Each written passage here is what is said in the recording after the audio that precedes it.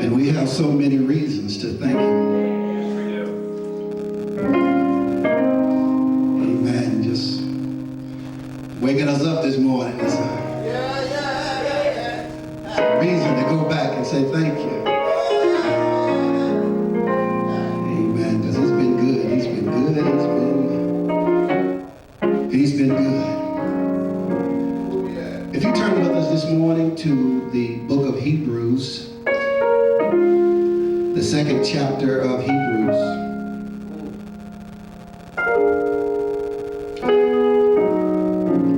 Beginning at number 5.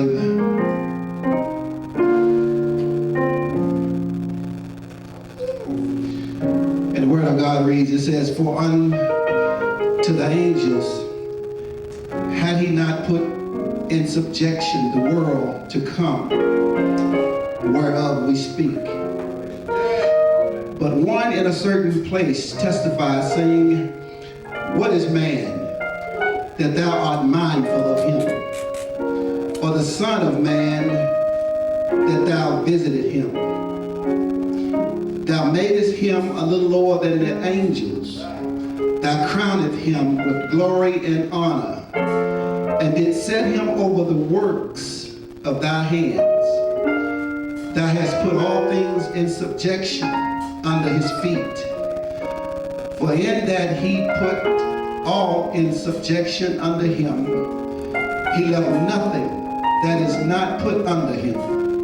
But now we see not yet all things put under him, but we see Jesus, who was made a little lower than the angels for the suffering of death, crowned with glory and honor, that he by the grace of God should taste death for every man. For it became him for whom are all things, and by whom are all things, in bringing many sons unto glory, to make the captain of their salvation perfect through suffering. For both he that sanctified and they who are sanctified are all of one, for which cause he is not ashamed to call them brethren, saying, I will declare thy name unto my brethren. In the midst of the church I will sing praises unto thee. And again I will put my trust in him. And again, behold, I and the children which God has given me. For as much then as the children are partakers of flesh and blood, he also himself likewise took part of the same, that through death he might destroy him that had the power of death, that is, the devil, and deliver them who through fear of death were all their lifetime subject to bondage. For verily he took not on him the nature of angels, but he took on him the seed of Abraham. Wherefore in all things it behooved him to be made like unto his brethren, that he might be a merciful and faithful high priest in things pertaining to God, to make reconciliations for the sins of the people. For in that he himself had suffered being tempted, he is able to succor them that are tempted. May God bless his word. We'd like to use this morning as our subject today, his story.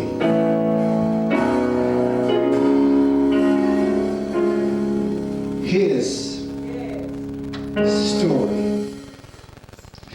And if you would, put those two words together, take away one of the S, and you have history. His story. His story. History. His story. His story is our history. His story. It's because of his story that we are here. History.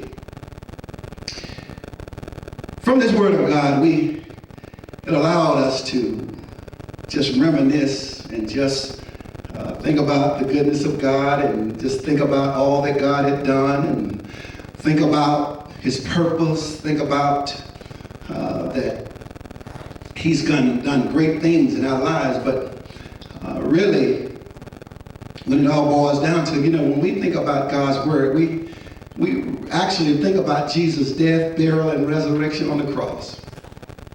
We don't think about his history. We just think about what he has done for us and what he is doing for us. But we don't look at where we come from, and we don't look at where he come from, and we don't look at the challenges that his people experienced.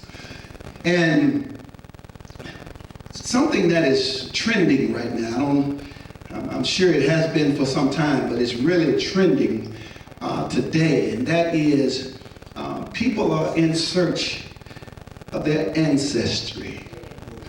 And there's a lot of ancestry search that's going on.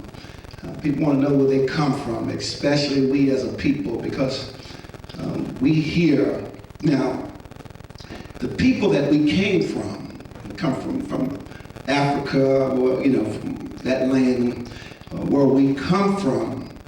Those who are still there can pretty much tell you their ancestry, because there had been no movement there are some things that are going on in Africa that's taking people away from their homes, but they are not having as much difficulty as defining or understanding their history than we are, because we were taken from and divided. We were separated from our ancestry. And so now it is like a person that has been separated from their mother and father at birth, and they are now in search of who their mother is and who their father is, because they was adopted and someone else taught them the ways of life. It's not that they have any animosity, towards the family that raised them, but they would just like to know who their people are, and so those who has not been adopted, but yet we have been adopted by where we are. There's some that like to know where we come from, where we originated, where are the missing pieces that are in our lives. And I made a search. I did 23andMe, and I think I've talked with you all about that a little bit. I did a little ancestry on my life through the DNA. And there are some things that I found that was interesting, because there was a point in my life to where I could only go back to just my grandfather. Although I had heard my mother always talk about Grandpa Joe, but she never mentioned about his wife and his father. And, I can only go back to just, to one grandfather. And as I began to explore, I did the 23andMe. I have a son that was born to me before marriage. And on the 23andMe, it had him on there. He is your son. This is your son. So I knew there was some accuracy in what they was talking about, because I knew my son from birth. I still didn't watch it. And so, say, this is your son, and so it began to reveal, more about my life. I ran across a cousin that it said she was like my third or fourth cousin, and we connected with each other. She is in Arizona, and here I am in Mississippi, and so we made contact with one another because we wanted to know how these two great grandparents brought us together. And so we've been communicating with one another, and so she came to Mississippi to explore her ancestry, and we met up in Raymond, Mississippi. Eudora, I think it's U something up there by Raymond, Mississippi. I can't remember the exact name of it. Utica. We met up in Utica. I didn't know I had no relatives in Utica. So we met up at Utica, and I ran across a cousin named Marion. Marion, he comes to Laura, he plays in a band, he got CDs that he got cut, he's a musician.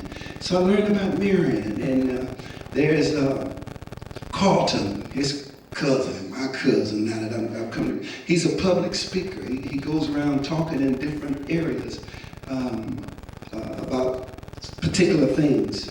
I found out about a lady named Geneva. Got a niece named Geneva, and I think she got twins. I think one of them named Geneva and Geneva.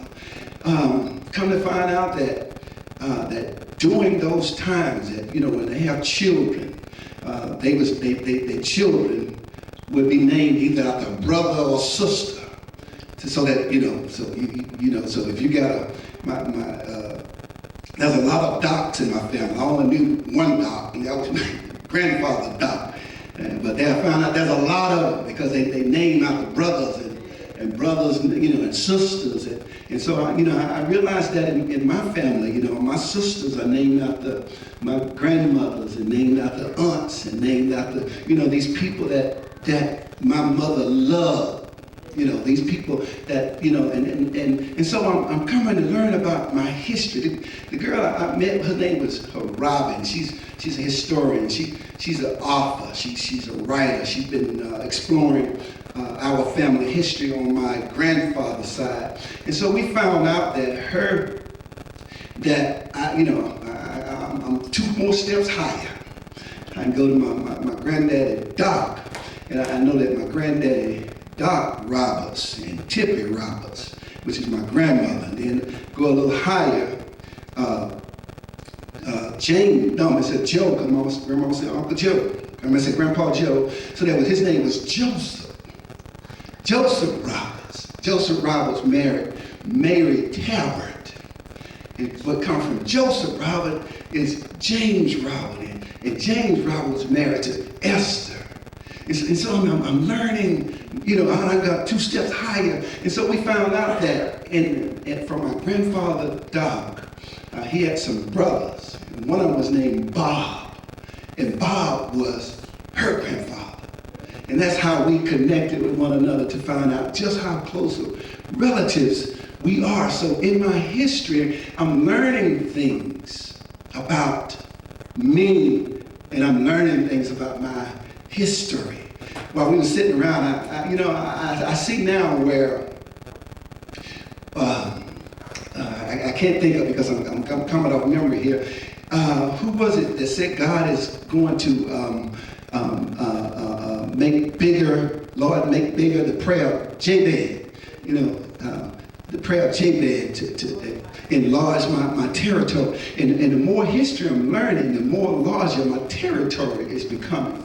I come to find out that there's a family farm up in Sunflower, Mississippi, where a plantation where a lot of my granddaddy people was there, and it's still going on, and the family, still own it. And so I'm learning my territory is being expanded.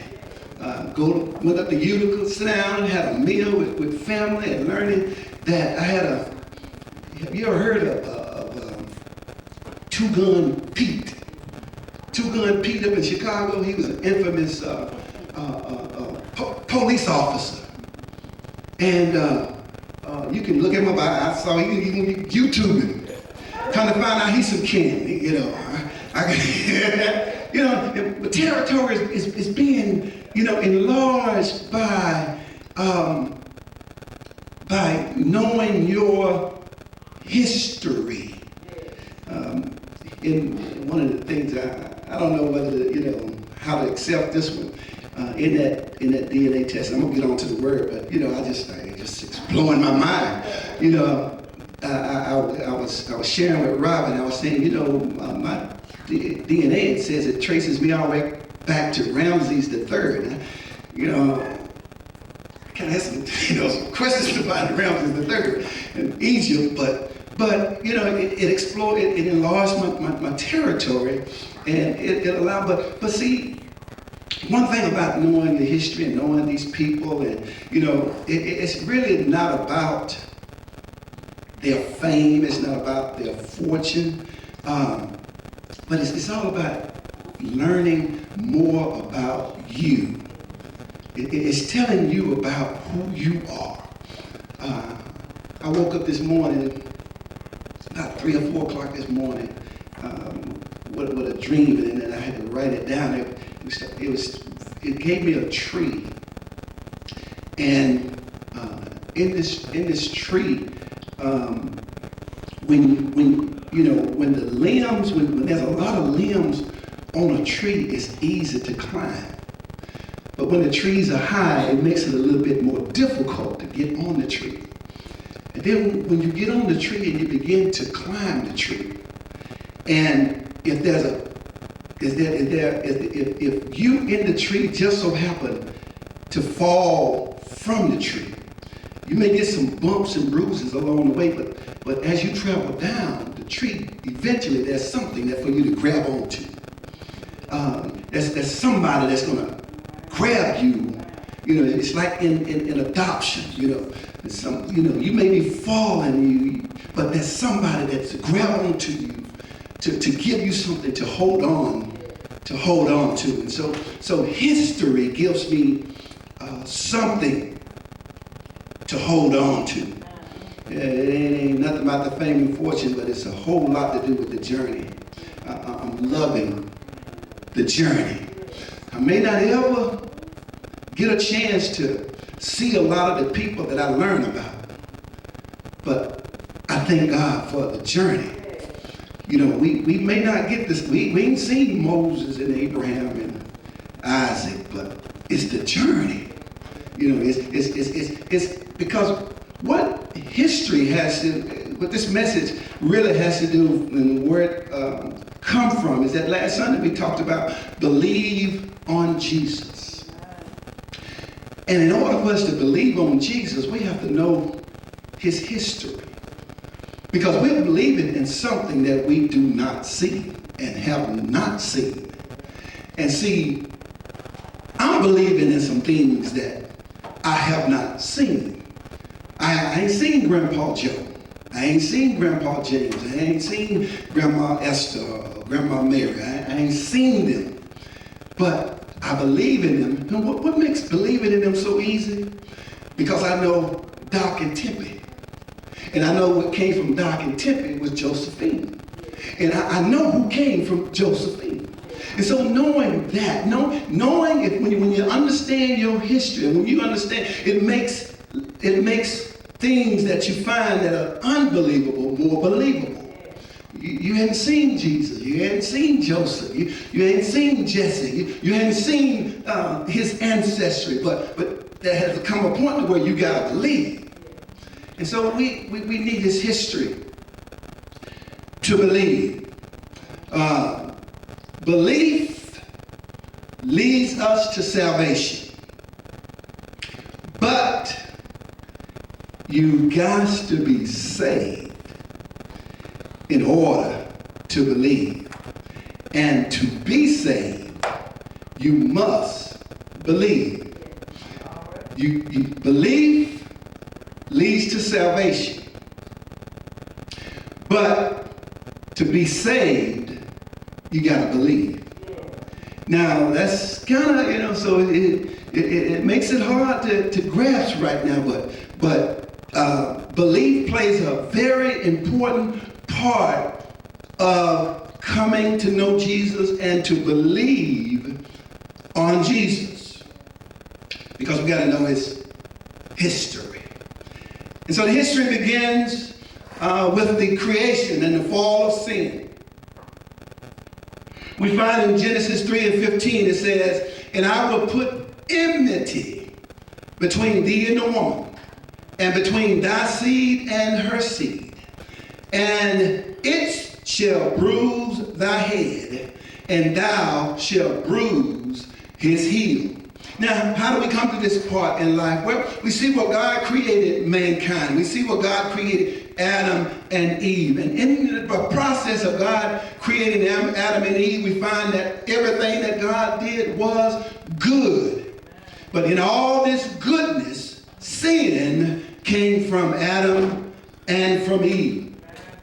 And so when sin originated from Adam and Eve, God had two choices. He had a choice of just destroying what he had started, or giving man another option. That other option was that he would make a promise that he would send a Savior, that no sin can stop salvation from happening. Now, not to say that sin is not going to happen, but salvation you can only have when you stop sinning. And the only way that you can stop sinning is that you believe. And the only way you can begin to believe is that you got to know your history. And so knowing my history and knowing our history, we know that there are some things that we are shameful of. There are some things that have transpired over our lives that we are shameful of. Satan's going to make sure that there's something that if he can't get you to sin, he's going to get something that you are sinful of. A lot of us know that there's some drunk folks in our family. Every time we come to the family get together, there's somebody that's got to show out. There's somebody got to get drunk. There's somebody got to smoke marijuana. There's somebody got to go and cuss somebody out. There's going to be a fight. We all have something that's going on in our family that we are shameful of. There are events that, there's some that we'll take our friends to, and others we don't even let them know what's going on. Because we know there's something shameful going to happen. Joe gonna do something, Jim gonna do something, Sally gonna do something. And so you don't invite them to those type of situations because there's some things that goes on only because it originated from the creation of man and then man falling into sin. The next step in our history, or in the history of man, there's Cain and Abel. Here we see the effects of sin. And sin comes in many degrees. There's some little small ones and then there's some big ones, but no matter the size, it's still sin. And so here we see the effects of sin, and we see that from Adam and Eve's fall, that sin began. They began to have children. And as they begin to have children, those shameful events begin to happen.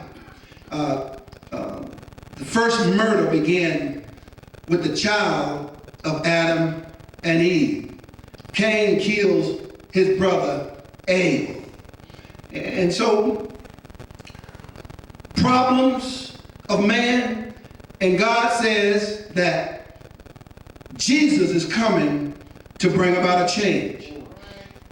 As sin continued to go on and sin began to get rampant in the land, and as they began to have more children and more children, that it was necessary for God to send a flood.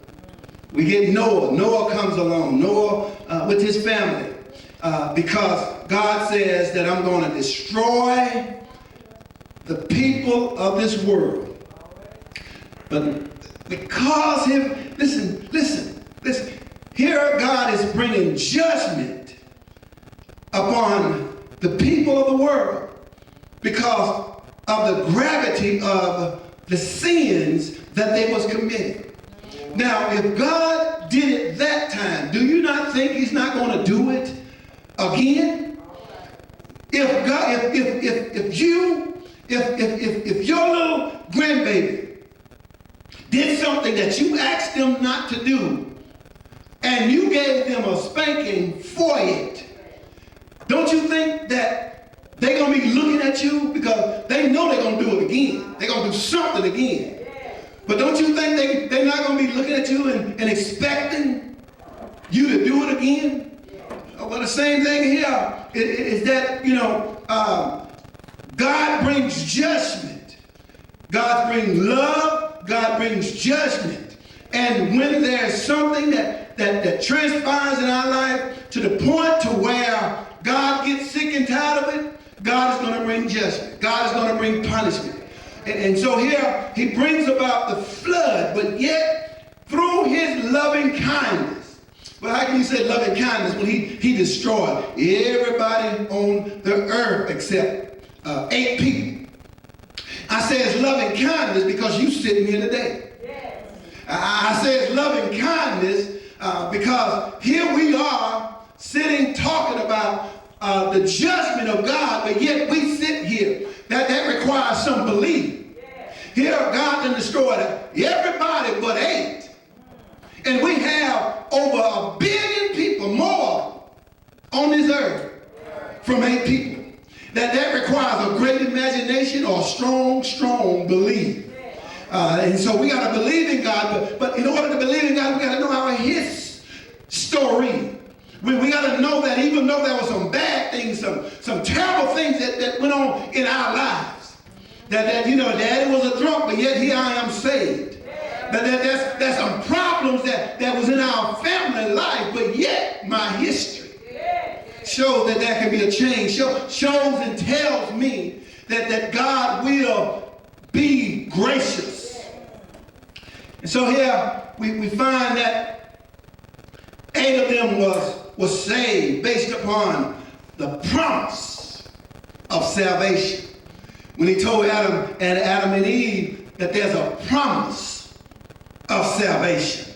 So you got to hold on to your family tree. Hold on. Don't cut it down. Don't dig up the roots. Because there's some things that God is trying to bring growth to in your life and in the life of your family. And so now these 8 people. And here we have all these billions of people here on this planet.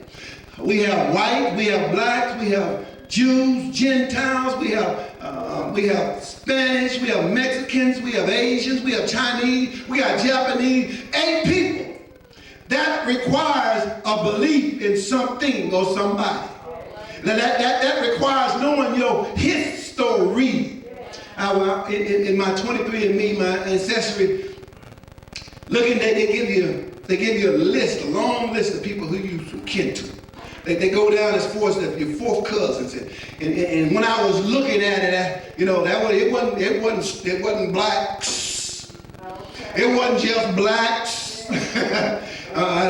There was some white folks in that list that they gave me. And so that tells me that my history is a blended one. It tells me that even though this blood that's pumping through my system, this blue blood and it's red when oxygen hit it, it tells me that this blood that's flowing through my body, it's filled with different generations.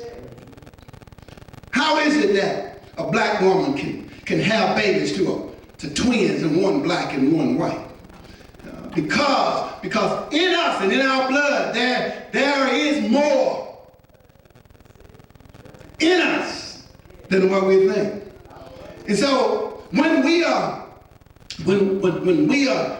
calling people of another race name, we talking about somebody that's kin to us. See here, when we know our history, we'll begin to learn how to appreciate other people.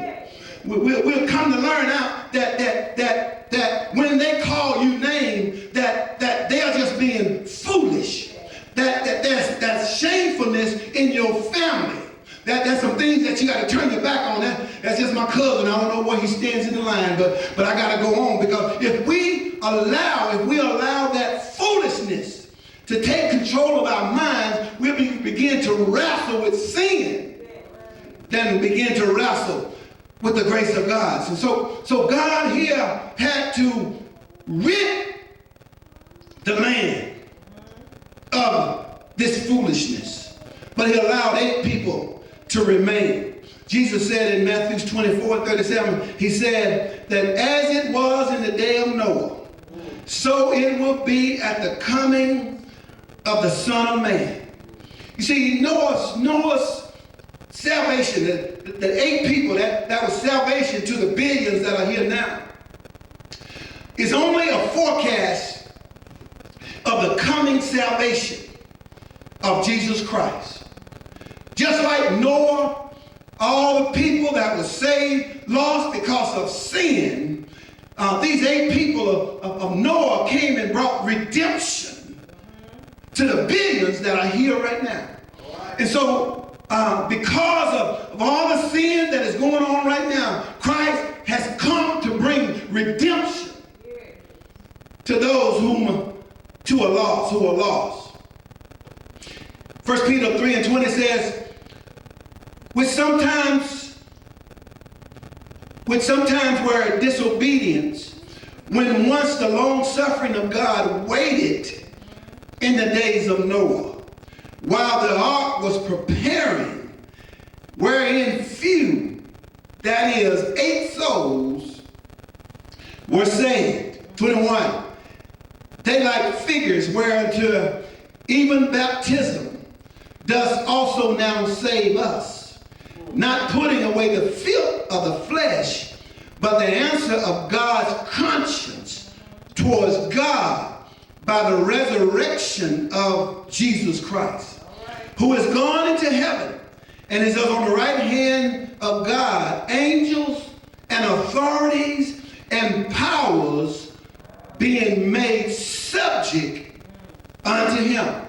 And so we got to know our history. Even though there was a flood, even though there was a judgment of man, but yet God brought salvation unto the world. Letting us know that I'm destroying the world, but I'm still keeping the salvation of Jesus. I'm still holding forth so that the promise that I made to Adam and Eve is to come forth. And so we got to know our history. And so as we travel through our history, we see where God calls Abraham. Abraham coming from somebody, one of the brothers or something from Noah's family. Abraham come and he is given a promise from God that one of his descendants will be the promised Savior. That's Genesis 12, 1 through 3. God promised Abraham that the people of earth, they will be blessed through Abraham. When we know our history, I don't care how bad things get, you know that you're blessed. You're blessed because it was 8 people with Noah. Abraham come from Noah, and God says everybody that comes from Abraham shall be blessed. 8 people, Abraham, here I am. I gotta believe. Never seen Grandpa Joe, but I believe there's a Grandpa Joe. And I gotta believe I ain't never seen Abraham, but I believe that I'm blessed. And see, we gotta know that we are blessed through Jesus, because we know that there is a promise through the Word of God. That those ups and those downs, those trials, those tribulations, those sins and those blessings, they just keep flowing up and down. But yet you got to find your place. Because if you are on the family tree of God, you got to know that if you fall, there's a limb that you can grab onto. But you got to know that here, you can't go up God's tree with a chainsaw. You can't cut the lower limbs from it and expect to go up. You can't climb up God's tree and cut all the limbs, because it makes it a little hard to come down. You got to make sure that this tree stay in place, and you got to know the history. You got to know where I am in the tree. You got to know how God is blessing you, and know what seed you come from, and how you can bear seeds in order so that you can have good fruit, and so that you can have a bearing, so that you can have a place on God's tree. And so here God says that we will and we shall be blessed. As we continue, we see where there was Abraham, then there's Isaac, and then there is Jacob. And Jacob here, because of what God loved for Abraham, God renamed him Israel. And so now we have the Israelite people that came along because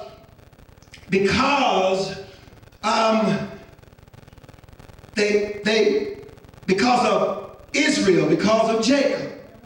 And so now, in all of this, Jacob had children. And one of those children was Joseph. And Joseph was loved by Israel, and he loved his other sons, but he had a great love for Joseph.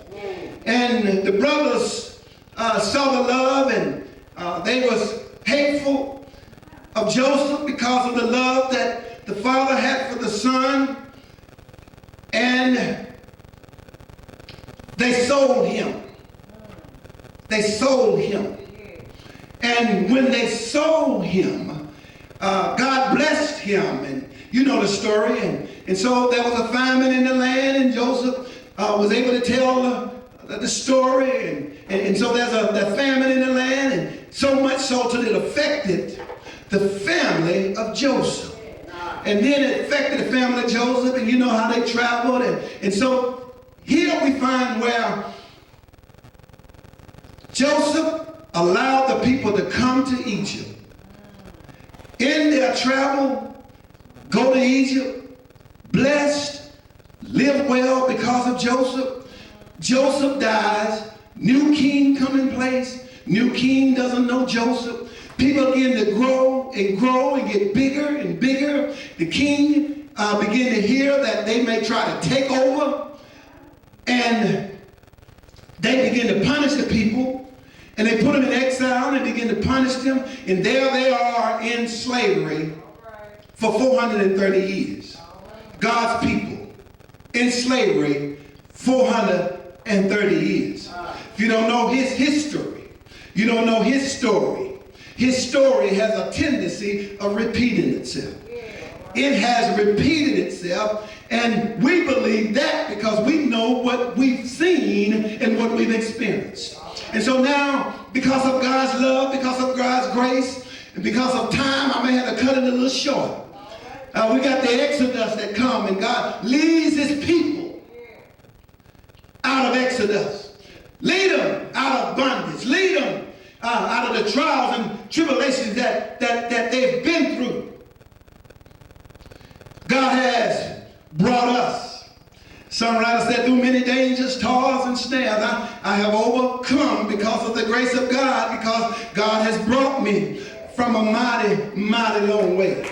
God brought us people. God has brought times in our lives where they've been hard and they've been through difficult. We didn't think that we were going to be able to make it, but yet God has brought us through.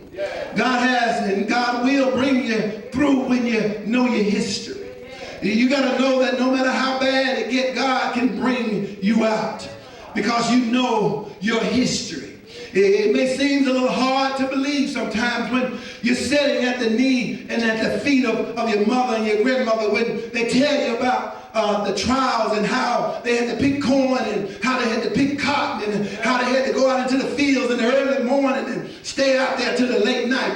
But they did it. It maybe seemed hard to believe that because you can go to Kroger's and because you can go to Walmart and you can just pick your sweet potatoes off the aisles and you can go in and don't have to milk your cow to drink milk, and because you don't have to pull your fish out of the water, you don't think that God is still not blessing, but God is still making a way. There's still some ups and downs. There's still some times where you don't have money to pay your light bill. If you don't, somebody in your family don't. You got to know that God will bring you out.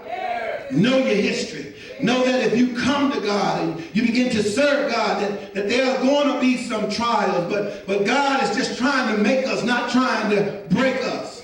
When we allow God to make us, things get better for us because we know that now, like Paul said, I know how to live abound and I know how to live when I got things going well for me. I know when I got a little, I can live off a little, and I learn how to live off a lot because I put my trust in God. I learned how to change my attitude that when things are not going right, I still have joy unspeakable. Sometimes people are questioning my joy because they know my situation, but they know because I know because God is still making a way. And if he's not making a way, he's preparing something. He's making me better so that I don't look towards today. I'm looking towards tomorrow because that's the God that I serve. I'm serving a God that has brought me through many dangers, toils, and snares. And I know that I've already become. And so now time goes on, and they go through the time of judges, and they go through the time where God sent a judge. That's Deborah, and then there's the strong man. What's the strong? Samson. They sent in Samson. They sent in many judges into the lives of people because of the situation. For every situation, there's a judge to handle that trial. For every circumstance, there's a judge that God sent their way to handle their situation. God is still blessing. No matter what president comes in office, God's sending an answer. Whether they're Democrat, Republic, or Independent, God is sending an answer. God is just taking us through those trials and tribulations just to make a way, because he's taking us through the judgment times of our lives. And then here we find where the people of God says, Lord, we still want you, but give us a king. Come on. We still need you, but give us a king. And so God give him a king. He give him King Saul, and Saul messed up, and then he give him David, somebody from his lineage. That's why you don't worry about the money. Just know that there's sometimes there's royalty in your family. There's people that's got money in your family. They may not give it to you, but just know that you have royalty in your family. Just know that although they got it, you have the capability of getting it. You have the capability because you have a king that has it all. You have a king that owns a cattle of 1,000 hills if you believe in it. You got to know that you're royalty, that you know that you can walk with your head hung up, even though you know that they're about to take your house tomorrow. You walking in dignity. You walk in regal because you know that you have a God that even though they take it, you got another one waiting for you. You don't worry about that. You worry about the King of Kings and the Lord of Lords. You know that those people of royalty, those people of status, they ain't gonna give you nothing. All they want is reputation themselves. All they want is you to lift them up. All they want you to do is every time they come, have the red carpet out. Every time you see them, all they want is the money that they ask for before they get there. But see, the God that we serve will provide. All that we have to do is believe on him, because he's the King above kings. And I'm glad that I know the King. As we go through, we find that the people of God, they're divided. We got the southern and we got the northern part of Israel. It's been divided. There's this divided kingdom, the northern kingdom and the southern kingdom. We got bad kings over here, good kings over here. And we got bad kings over there and good kings over there. Nobody want to do right when you don't know Jesus. I don't care. You got to know your history. There's some shamefulness that goes on in your history. But I'm glad that Jesus is in my history, because we just continue on. We come to Malachi. Now, when you hear Malachi, you might want to hold your head down, because when you go to church, when you hear Malachi, what you hear is, will a man rob God?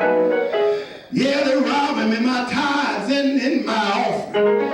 So you don't want to hear about Malachi, because they're talking about money, they're talking about tithes and talking about offering. But see, Malachi was the last voice that was heard in the Old Testament. But Malachi was talking about the coming of the King of Kings, coming of the Lord of Lords. It took 400 years where God did not speak. When God is not speaking, on God, because we all need a word. You gotta go on what you already have inside of you. When you come to know Jesus, you're gonna be calling and calling and calling and asking the Lord for a word, and you're not gonna get a word.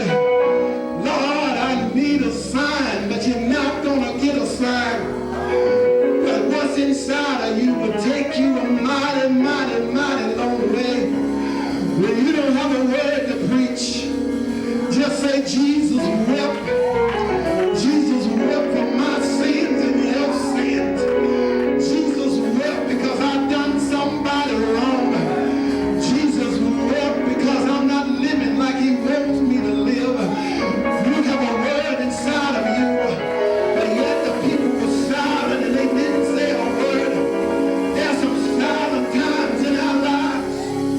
You may go to the elder folks and say, Mama, what happened to Aunt Sally? Mama said, go on, child. You don't need to know about Aunt Sally. And they'll take Aunt Sally's wrong to their grave. There's some silence that are going on in our lives. There's some things that they don't want to talk about. They don't want to let you know that there were some things in our history that they are not happy about.